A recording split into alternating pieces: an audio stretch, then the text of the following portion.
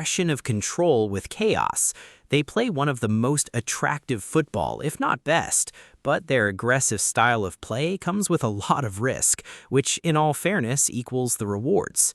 To understand just how various tactical instructions might cost PSG, we first need to understand Luis Enrique's philosophies. Build-up and distances between players is a crucial part of Luis Enrique's side, which is sometimes overlooked. Take, for example, this match against Monaco.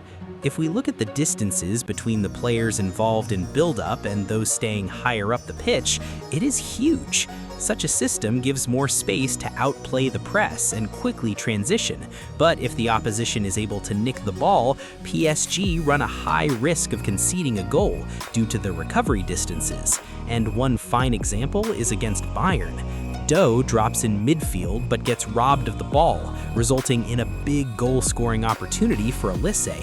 Most of the time it's quite effective. However, some teams will go for a man-to-man pressing, usually prioritizing to cut off any passing lane to the midfield. In most occasions, Vitinha or João Neves will drop deep to act as a third center back, and Mendes will push high as a floater.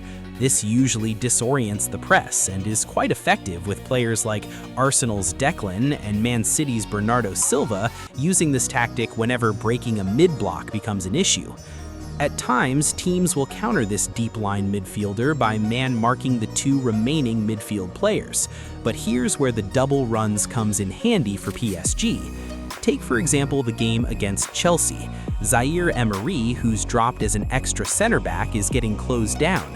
He looks up and sees Barcola dropping deep to receive the ball. Thus, it acts as a trigger for Kvaratskhelia to attack the huge gap left by the Chelsea backline. A player I find particularly vital for PSG is Hakimi. He is simply a master at making these double runs. Take a close look at his movement leading to a goal against Bayern. Vitinha receives the ball, scans, and sees Doe dropping deep to receive the ball. Limer stays tight to him, but not in sync with Luis Diaz, leaving a huge gap behind the defense, which Hakimi attacks brilliantly and ends up setting it on a plate for Kvaratskhelia. Hakimi's role during build-up is usually giving width, thus being a huge factor in the way PSG's false nine and rotational wingers are able to thrive. By maintaining the width and also posing a threat to run in behind the defense, center backs become extremely cautious in following Ousmane Dembélé into midfield and leaving a huge gap between the left back and right center back.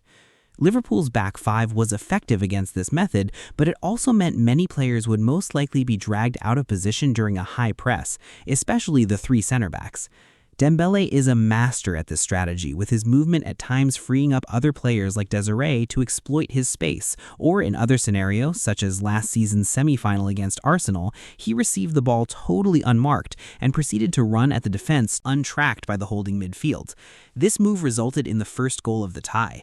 All these tweaks cause such a beautiful chaos for Luis Enrique's side, and boy do they like chaos.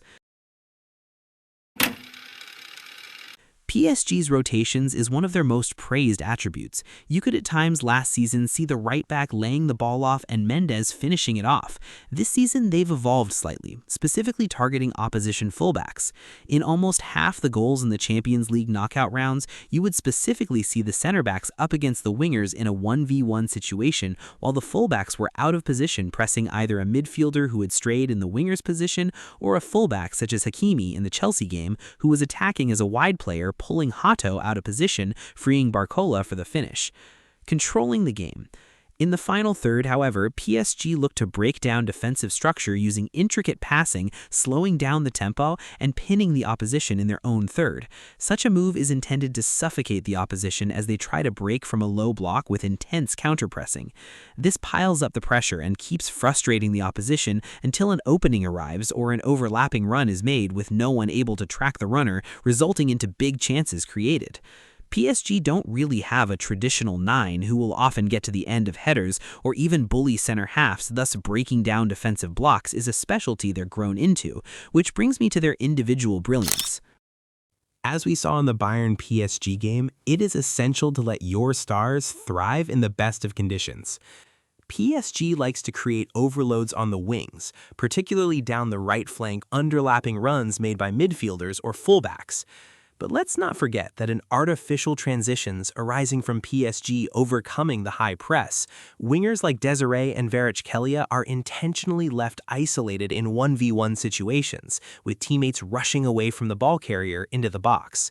Such a scenario is ideal for the wingers to be at their most effective and create a goal-scoring opportunity or set up a teammate for the finish. It works in both ways, where someone like Desiree can drag even 3 players with him to free up Dembele, or a midfielder arriving late in the box. Now, let's look at an example of how Bayern was able to hurt PSG in transition. PSG are putting pressure on the Bayern players. Stanisic receives the ball and is immediately swarmed by a promising attack, which shows it is possible to play PSG into your own design. With Hakimi back, you are left with Pacho, Marquinhos, and João Neves.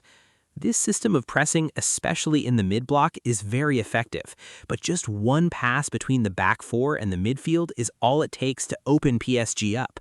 With the right back pushing and Marquinhos moving to his spot, João Neves is often tasked to be the extra center half alongside Pacho, which is a weak point if the center forward decides to lean on his side. PSG is similar to teams that play a high line, but their way is specifically man-marking and gegenpressing.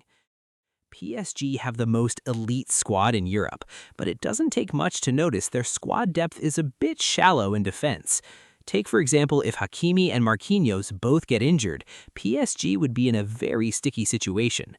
And it's not just those two. Dembele and Vitinha also are very essential to the system. There have been concerns for Ousmane Dembele having suffered a minor muscle injury in a domestic match, which is a big blow for PSG, given he won't be able to start the final against Arsenal, which goes to show.